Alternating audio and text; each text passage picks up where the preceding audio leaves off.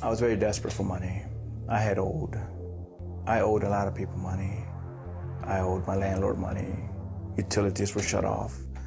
No electricity, no gas, no phone. And I had always watched, bank robberies on TV. Guys going to the bank and quick money running out. And with those thoughts in mind, I went into a bank on May 5th of 1997 and robbed a bank. Martin Briseno started using and selling drugs as a teenager. Now in his 20s, nearly every penny went toward his cocaine habit. He got away with the first robbery, but when the money ran out, he decided to try it again.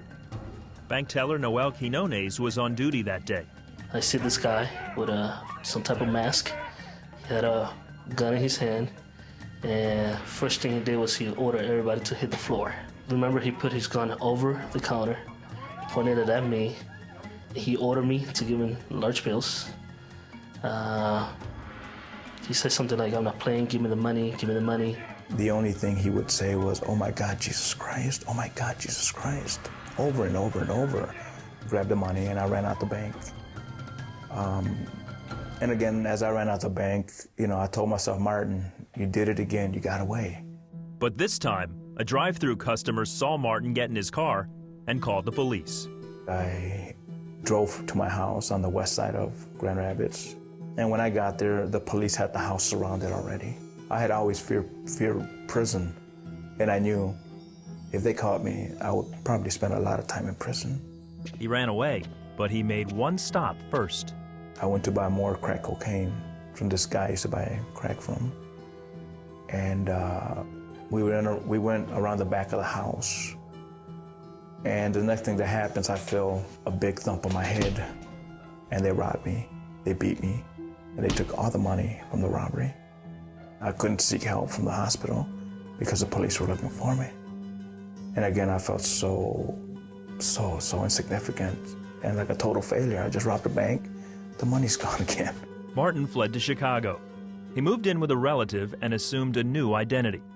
One day, his brother called. He had visited the bank that his older brother had held up. While there, he met Noel Quinones, the man Martin held at gunpoint and robbed. Noel had a message for his brother. And I said, just tell him that myself and the church that I go to, that we're praying for him, that God would do a miracle in his life. And something happened that moment. I believe that moment, when I heard that message from my brother, I believe that was my turning point. Martin says he knew he had been forgiven. Immediately, I looked up, and I had a tear in my eye. I says, "God," I didn't even like God at the time. I said, "God, I want a heart like this man. I want to be able to forgive people, to love." This man, the bank teller, was showing me unconditional love. What I had did to him did not stop him from sharing that message that he was praying for me, that he actually cared enough to talk to God about my messed up life. That's when Martin turned to God.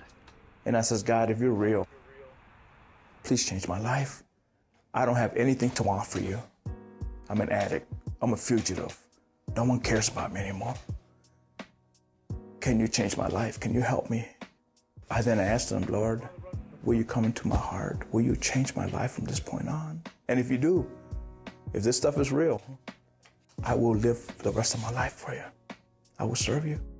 Afterward, Martin surrendered to police. He was given 10 to 60 years for the 2 robberies. He then turned to the Bible for encouragement. There was a verse in the Bible, Jeremiah 29, where it says, "I know the thoughts that I have towards you, thoughts of peace, to give you a future and a hope." And it was like God was speaking to me through his word. "Martin, you do have a future, you do have a hope, but you have to go through this difficult journey." After serving 8.5 years, Martin made parole. One of the first things he did was look up Noel Quinones, the bank teller. It was awesome. it was weird. It was like seeing a friend of yours that you haven't seen in many years. That's why it was surreal. And I believe that forgiveness is a decision. It's not a feeling. You have to decide to forgive someone. Today, Martin and Noel remain good friends, and Martin is a husband and father. The moment Christ entered my heart, I have been filled with such a gratitude to God for his mercy on my life, his favor, and for Jesus taking away my shame and my guilt and everything that I've done. I mean, that's empowering to understand the depths of that truth. He paid for it all.